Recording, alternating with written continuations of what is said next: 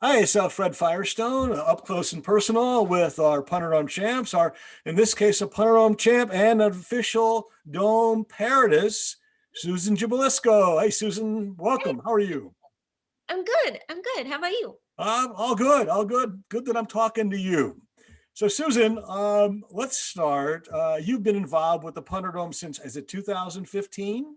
Yeah, Okay, yeah. tell us about your role at the Punderdome beginning in 2015. How did you get involved, and what do you do? I sang a parody for one of my friends, having dinner with her, and she said, "Oh, you should sing that at the Punderdome. They love it." And I went, "I was the Punderdome. What's the Punderdome?" And she's like, "You haven't been to the Punderdome?" So she invited me and my sister, who also sings parodies and competes at the Punderdome now, um, to attend and to sing one of our parodies. And so we sang a parody. I went the next month and sang a parody too. And I reached out to you, and actually, you had the idea of asking me if we could write parodies for the Punderdome about the Well, Punderdome. thank you. That's one good idea. We don't have time to talk about the ideas that didn't work. All right. So when did you start writing parodies, and then you became you, and Wendy became official Dome parodist? But so when did you start your first parody? What was your first Punderdome parody? My When? first About? Punderdome parody. Um, I think my first Punderdome parody was um I wrote a rehab parody at the Punderdome. Um I'd have to go back and look All right. at, Was yeah. that 2015 as well, or was that 2016? The 2015, 2000, I might have performed it again 2016. Okay. All right. All right. So a good 5 years you've been doing it. So I want to ask you about those parodies and how you write them and how you construct them. And they're just so beautiful and you sing so beautiful. But before I do, I want to back up a little bit. So let's talk about what inspired you to do punning. I mean, is parody your thing, or is punning your thing? Um, a bit of both, actually. I don't think that they're that mutually exclusive.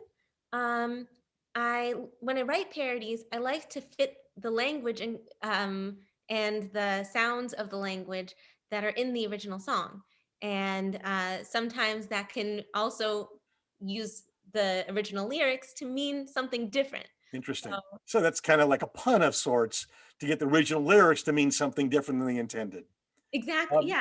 well, let's back a little bit. Tell me, and I've always been interested in this, your parent inspiration, your drives from Illinois to New York, or what inspired you to be a parody slash punter, a parody-esque, punter-esque type of person? Oh, well, uh, Family influences. yeah, so the biggest influence I think is my family. We would make puns in the car. We'd have long car rides. We lived for 2 years in Illinois, and we drive to New Jersey because we had family and friends on the East Coast. And we'd spend a lot of time listening to oldies on the radio. And sometimes we'd make up funny lyrics, especially to some of my dad's favorites, but he liked that.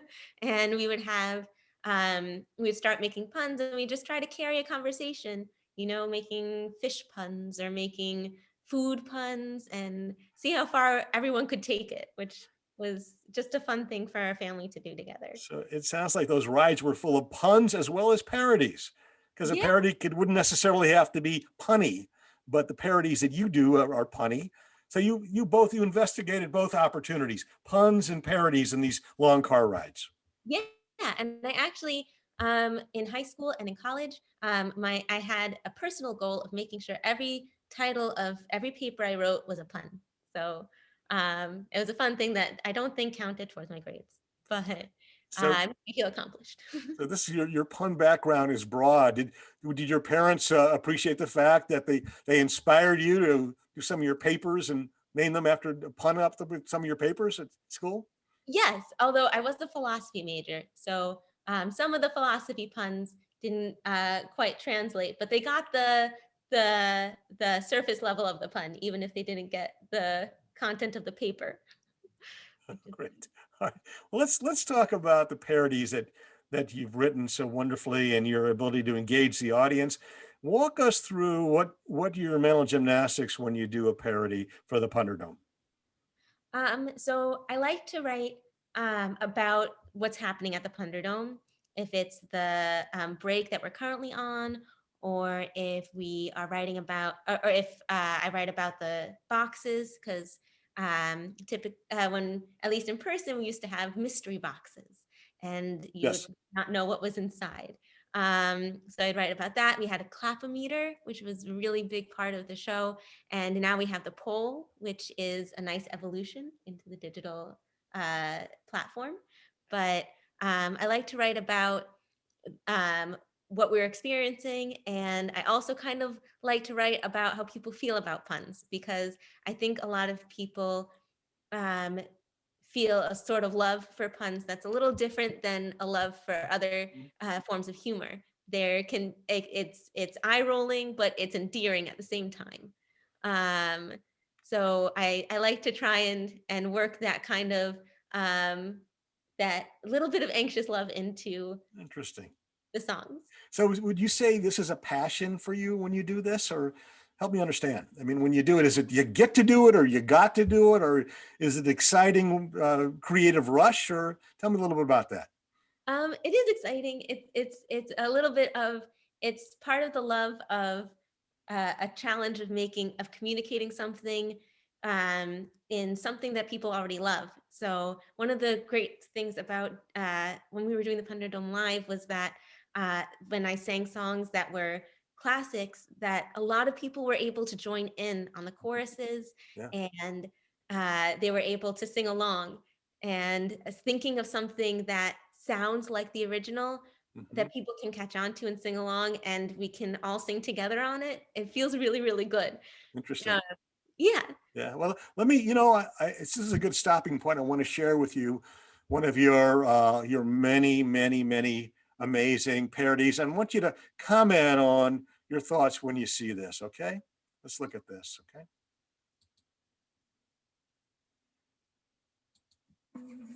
Day night, feeling fine. I've made a sentence, but committed no crime. And that's mistakes. I've made a few. I've had my share of friends moan and I face, but I've come through. And I'm here for the puns. These are the champ puns. And we'll keep on punning till the end. These are the champ puns. These are the champ puns. We aren't losers. We are the champions of the dome. First two. And close clapping calls. You got me fame and paydays and everything in boxes. And I thank you all. But it's been made of hard choices. Clapometer's booed. I consider it a challenge before the whole Punderdome, even if I have to lose. For the puns. These are the champ puns, my friends. And we'll keep on fighting till the end. These are the champ puns. These are the champ puns. We are not losers, 'cause we are the champions of the dome.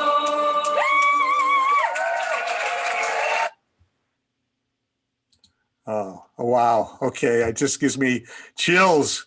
I take myself back in time. It was 2018 when you did that. And let me just say, it's so amazing to see you engage the crowd in something they are interested in, which is the Punderdome and punning. And it's so well done. So give me your thought. What are your thoughts when you see that? Or what memories does it bring back? It brings back the sense of community that surrounds the Punderdome.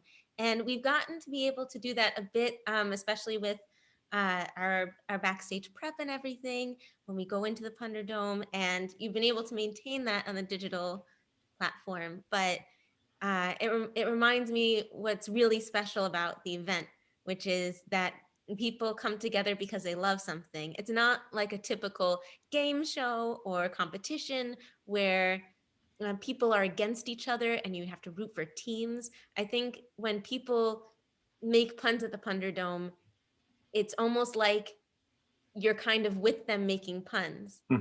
and it's a community like that. And the downtime at the Dome, when we aren't when we don't sing parodies, they people sing theme songs and people join in on the TV theme songs, and it's a sense that you're all in this together, loving puns and just seeing how many awesome puns can be made. It doesn't there are people who win and are champions, and that's a mean feat to have a lot of Yeah, championships under your belt, but it needs everyone. interesting. Yeah. So, so when you write this, do you intentionally? I know right now when we're virtual, it's very difficult to engage the audience because it's so small. But when we did live events, do you intentionally look for opportunities to engage the audience and sing along? Is that something that's part of the perceived value of the deliverable, so to speak? Oh, yes. I have done a few parodies of songs that are iconic, but I realized when I was writing them, even though everyone knows them, the choruses don't repeat that often, Mhm. or the choruses change the lyrics at each instance. And that's definitely been a factor in what I thought to actually uh, write all the way through and bring to the Dome, because one of the best feelings in the world is to sing this lyric once and then people know it and they sing along, and it's like it belongs to everyone. It's not just me singing up there. Interesting. And so let me ask you this: have you ever been, how many have you done, about ballpark? How many original parodies have you done? Punderdome original parodies have you done? I'd say about 60. Did you say 60? Yeah. I'm sorry, I didn't hear 60. 60. Oh my gosh. Okay. So has anybody ever come up on the street and said, "Hey, you're the official Dome parodist," or something to that effect?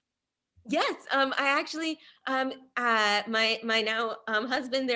I've met some of his friends who I didn't know them beforehand, and they said, "Oh, like you sing I know you from the Punderdome. You sing the songs."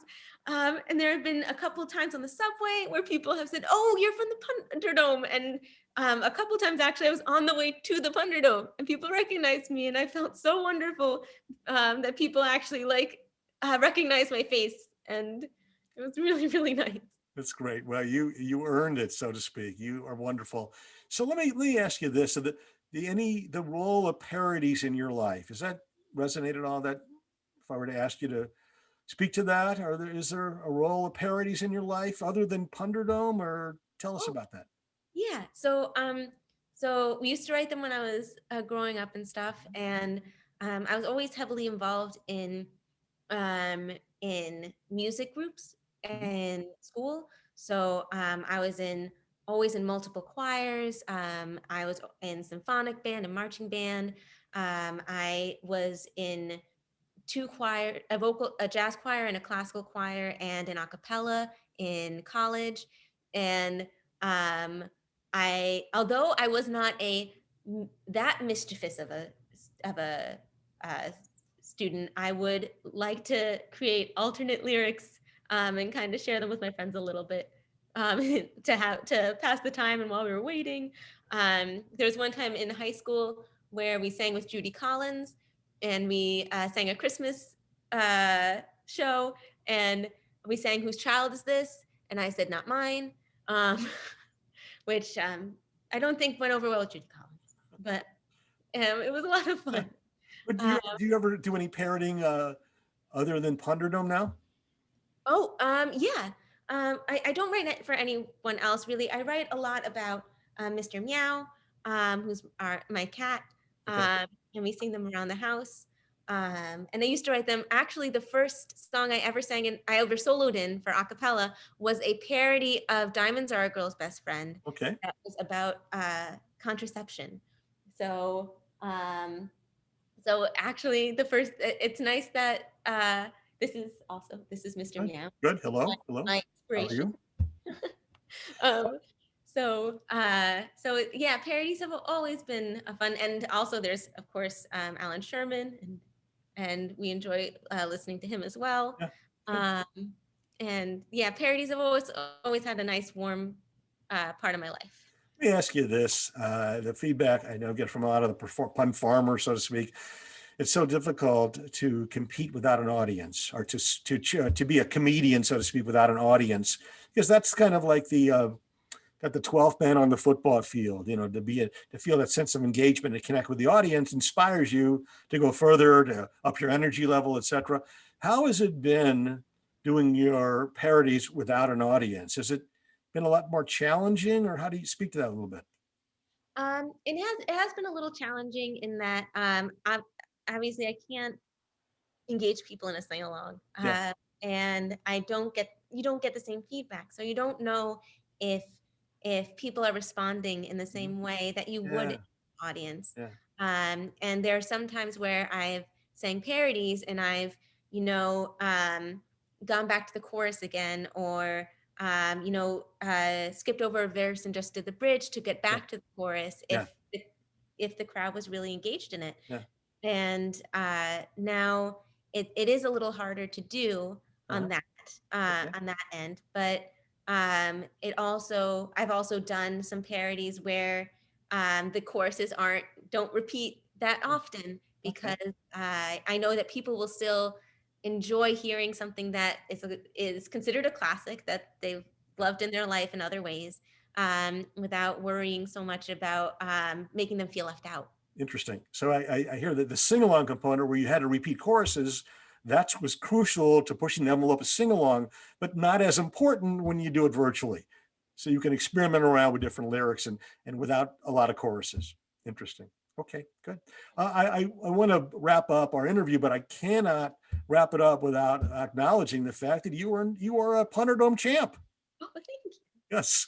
So tell us a little bit about that. When did you become a Punderdome champ? What was that about? Oh, so actually, I became a Punderdome champ at a special edition Punderdome. It was the New York Post Punderdome, and I competed last second. I didn't, and actually, my husband competed in the initial round too, and it was completely unexpected.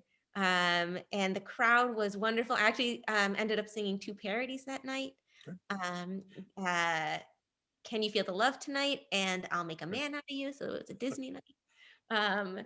And the people who competed from the Post were really wonderful. I was co-competing with a writer from the Post who was really wonderful. And we came, I think our final round was puns about the Oscar hot dog mobile. I remember that. Was that 2018 Um, or 19? it might have been 19. Okay. I think it was Well, 19.